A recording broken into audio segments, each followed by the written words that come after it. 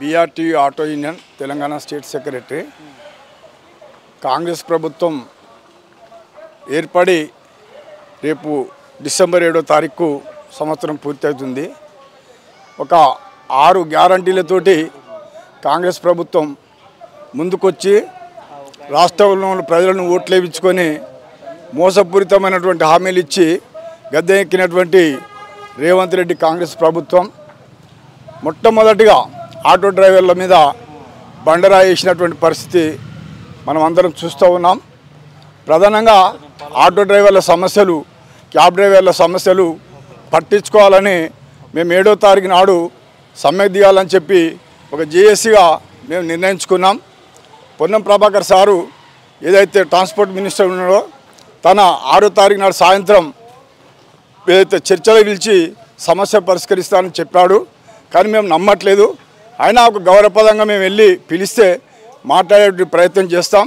మా సమస్యలు పరిష్కరించిన ఎడల 7వ తారీఖు నాడు ఖచ్చితంగా ఏది ఏమైనా రాష్ట్ర వ్యాప్తంగా మేము సమ్మెకు దిగుతాం. తదుపరి 9వ తారీఖు నాడు ఏదైతే అసెంబ్లీ స్టార్ట్ కాబోతుందో అసెంబ్లీ ముట్ట ఇచ్చేటువంటి ఏర్పాటు చేస్తున్నాం. మా డ్రైవర్లను అందరినీ సమీకరించి అన్ని సంఘాలను సమీకరించి అన్ని సంఘాలను కూడగట్టి రాష్ట్ర వ్యాప్తంగా జిల్లా కలెక్టర్ ఆఫీసు కానీ ఎంఆర్ఓ ఆఫీసు కానీ మొత్తం ముట్టడిచ్చేటువంటి ఏర్పాటు చేస్తాం. ఈ ప్రభుత్వాన్ని మెడలు వంచి ఆటో డ్రైవర్ల సమస్యలు పరిష్కరించుకోవడానికి మేము ప్రయత్నం చేస్తాం. ఏదైతే చంద్రబాబు 2004 కంటే ముందు ఏదైతే అధికారంలో ఉండనో చంద్రబాబును ఓడించినటువంటి చరిత్ర ఈ ఆటో డ్రైవర్లకు ఉన్నది. కనుక రేవంత్ రెడ్డి ఇప్పటికైనా మేలుకొని ఈ ఫ్రీ బస్ వల్ల ఏదైతే ఆటో డ్రైవర్లు మోసపోతున్నారో వాళ్ళకి న్యాయం చేయాలని మేము 2-3 డిమాండ్లు పెట్టినాం. ఒకటి, సంక్షేమ బోర్డు ఏర్పాటు చేయాలని. రెండోది, సంవత్సరానికి వాళ్ళే మేనిఫెస్టోలో పెట్టారు ఎలక్షన్ల ముందు 12,000 రూపాయలు సంవత్సరానికి ఇస్తామని. అది కూడా చేయట్లేదు. ఓలా ఊబర్కి సంబంధించి ఆటో డ్రైవర్లు నష్టపోతున్నారు. అదేవిధంగా ఓన్ ప్లేట్ బైక్ మీద మా ఆటో డ్రైవర్లు పొట్టగొట్టి వాళ్ళు తీసుకుపోతున్నారు. వాటిని కూడా రద్దు చేయాలని చెప్పి మేము కోరుతా ఉన్నాం. అనేక సమస్యలు ఉన్నాయి. ఆటో డ్రైవర్లు బడుగు బలహీన వర్గాలకు సంబంధించిన వాళ్ళే ఇవాళ ఆటోలు నడుపుతారు.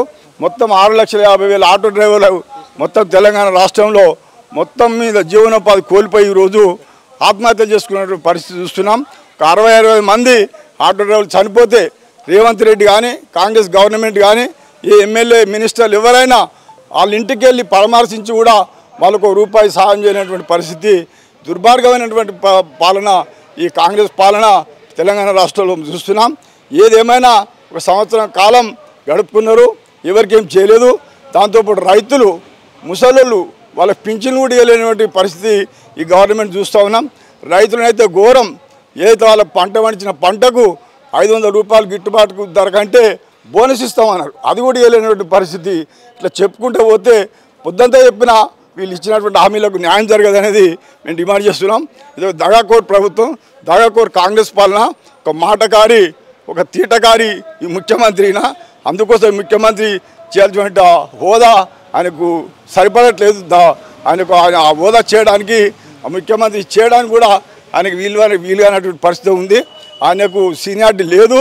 ఆయన ఒక్కసారి కూడా మినిస్టర్ చేయనటువంటి ఒక రేవంత్ రెడ్డి ముఖ్యమంత్రి అండి. అలా ఆయనకు ఇలాంటి ప్రజల పట్ల ప్రజలకు సేవ చేసేటువంటి దృక్పథం అనేది లేదనేది మేము డిమాండ్ చేస్తున్నాం. సంవత్సర కాలంలో దేశంలో ఎక్కడ లేని విధంగా ఉద్యోగాలు కావచ్చు, లేకపోతే అభివృద్ధి కావచ్చు మేము చేసి తీరినాం, అందుకే విజయోత్సవాలు చేసుకుంటాం అని చెప్పి కూడా మాది ప్రజాప్రభుత్వం చెప్పుకుంటూ ఉంటారు కదా. మరి ఈ ప్రజాపాలన కాదు సార్, ఇది దగాకోరు పాలన.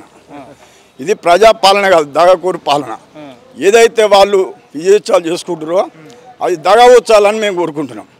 అవి దగావోత్సవాలు. ఎందుకంటే ప్రజలను మభ్యపెట్టేందుకు, ప్రజలను మైండ్ డైవర్ట్ చేసేందుకు ఏదో మేము ఇది చేసినాం అది చేసినాం 6 గ్యారెంటీలా ఒక్క గ్యారెంటీ కూడా చేయలే. ఒక్కటి ఏదైతే చేసిరో అది ఆటో డ్రైవర్ల మీద పొట్టగొట్టేటువంటి గ్యారెంటీ చేసిరు తప్ప వాళ్ళు ఒక్కటి కూడా చేయలేరు. ఇంకా 4 సంవత్సరాల కాలం ఉంది. ఆ 4 సంవత్సరాల్లో ప్రజలందరికీ కూడా ఇప్పటికీ నేను చెప్తున్నా కదా, ఇప్పటికీ ఒకవేళ ఏదైనా రూపాయల ఎలక్షన్లు పెడితే అట్టల్లి ఓడిపోతారు వాళ్ళు. కాంగ్రెస్ ఎమ్మెల్యేలు అట్టల్లి ఓడిపోతారు, కాంగ్రెస్ గవర్నమెంట్ కూలిపోతుంది.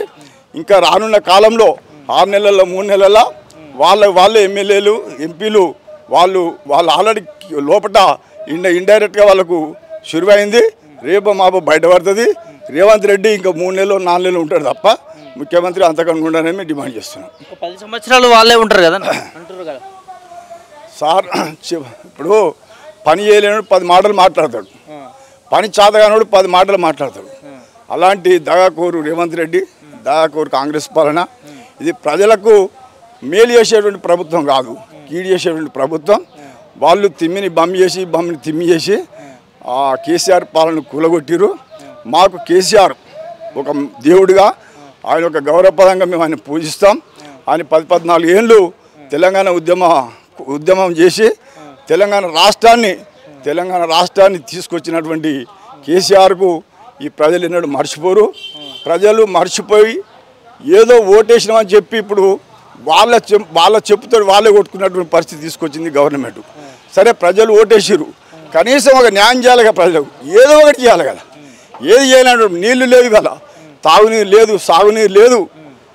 రాష్ట్రంలో వర్షాలు లేవు, ఉన్న వర్షాలు కూడా డ్యాముల నిండి కూడా అట్లనే పెట్టుకుంటారు, ఇక్కడ కాలువలకు ఇవ్వట్లేదు. రైతులు ఆత్మహత్యలు చేసుకుంటారు. రైతులు ఆత్మహత్యలు చంద్రబాబు పీరియడ్లో చేసుకున్నారు. రాజశేఖర రెడ్డి వచ్చి కొంచెం మెరుగు చేసిండు కాంగ్రెస్ గవర్నమెంట్. తర్వాత బీఆర్ఎస్ ప్రభుత్వం వచ్చి కేసీఆర్ గారు వచ్చి విచ్చలవిడిగా ఎక్కడ పడితే అక్కడ డ్యాములు కట్టిండు, నీళ్ళు తీసుకొచ్చిండు, రైతులకు ఇచ్చిపెట్టిండు. రైతే రాజు, మన దేశంలో రైతే రాజు, రైతే వెన్నుముక. రైతు మంచిగా ఉంటేనే అందరూ మంచిగా ఉంటారు. కానీ ఈ కాంగ్రెస్ గవర్నమెంట్కు పాలన చేస్తలేదు. ప్రజలు మోసపోయి ఓట్లేసారు. ఫిర్బీ మళ్ళీ ఇప్పుడు ఎలక్షన్లు పెడితే ఒక్క ఎమ్మెల్యే కూడా గెలవడం అనేది ప్రజలే చెప్తున్నారు. మీ మీడియా చూస్తూనే ఉంది, రోజు ఇంటనే ఉన్నాం, రోజు మాట్లాడుతూనే ఉన్నాం.